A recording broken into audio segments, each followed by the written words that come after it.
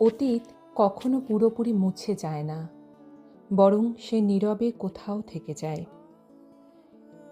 কখনো স্মৃতির কোণে, কখনো অকারণে চোখ ভিজিয়ে দেয়। আমাদের জীবনে এমন কিছু মুহূর্ত থাকে যেগুলো ফিরে পেতে ইচ্ছে করে, আর কিছু থাকে যেগুলো ভুলে যেতে চাইলেও ভোলা যায় না।